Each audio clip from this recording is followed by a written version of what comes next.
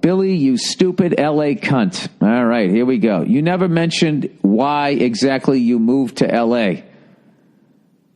I didn't know I was required to. Why did you move to L.A.?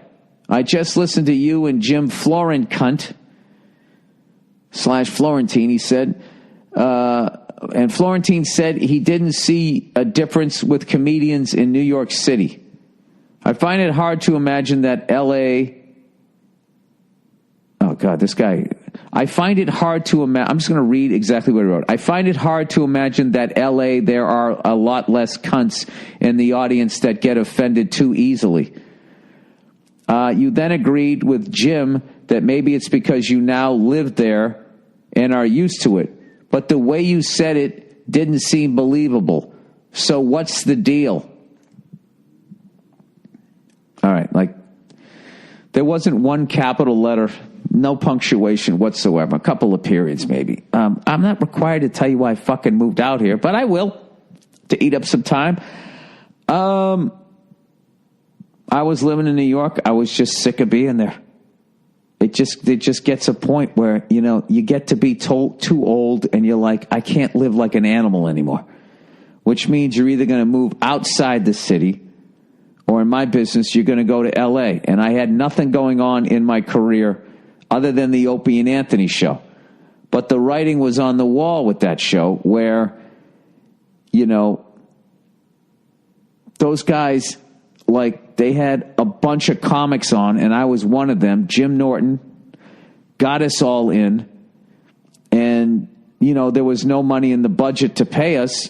But the way that they paid us, Opie and Anthony show, because they're the salt of the fucking earth, they used to run advertisements of our gigs. And then our gigs would sell out, and it was great. But then the corporate cunts there said that they couldn't do it anymore. You know, so then you kind of had to hype your show during the show, which would get in the way of, you know, whatever craziness was going on.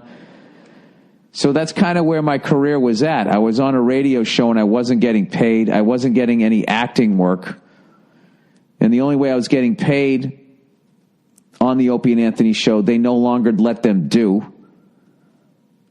For whatever reason, which is really short-sighted on Sirius XM's side, because Opie and Anthony were this launching pad for stand-up careers, and they were making, like, they made us become like these draws. And then that would then feed back into the show, because then these people who were selling all these tickets were like, hey, I'm going to be in the Opie and Anthony show. So it you know what it was? It totally fucking worked. It was the perfect fucking relationship for about 3 years. And then, like, what always happens is the money people come in and they fuck the whole thing up. So, I mean, that's not the only reason I was leaving, but that was as high up as I got in New York. I was on a radio show not getting paid. That's the best I could do. I had already done an episode of Law and Order.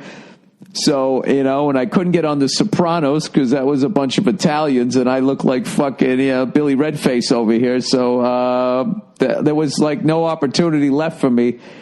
And I was going down to the Comedy Cellar like every single night, and it was like Groundhog Day. And I just, and I went out to L.A. and I hated L.A. And I just came out here and I started, each time I went out, I was starting to like it and I was fighting that feeling. And I don't know. I just said, fuck it one day. It's like, you know what? I wouldn't mind living in an apartment, paying a ton of money, but I could actually have like a couch that also wasn't my bed. I wouldn't mind having a car. Then I moved out here. I had this apartment. It was still a 1-bedroom, but I had front and back stairs. The back stairs I did share with my neighbor, but still, that was amazing to me. And I had a garage where I could park my car. And even though the traffic was fucking horrific, just the fact that I could live a little more like a human being again,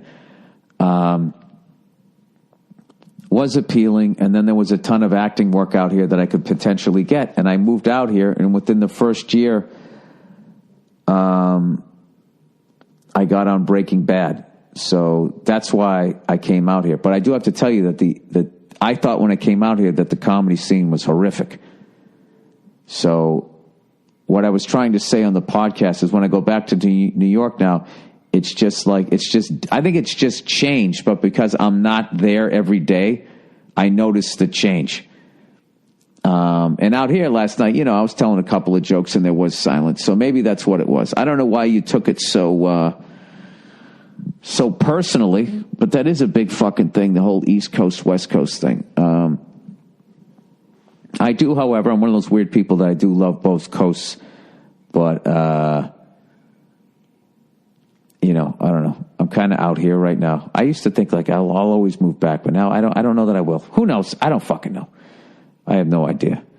I was kind of thinking with global warming, eventually I was going to have to move back there, but now it seems like it's going to be all crazy weather. So the fact that it was hot out here, now it's going to be extremely hot. And the fact that it was cold back there, now it's going to be extremely fucking cold.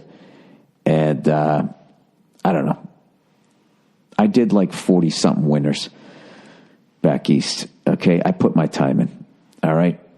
I'd rather shovel out of a mudslide than the snow. So there you go. All right.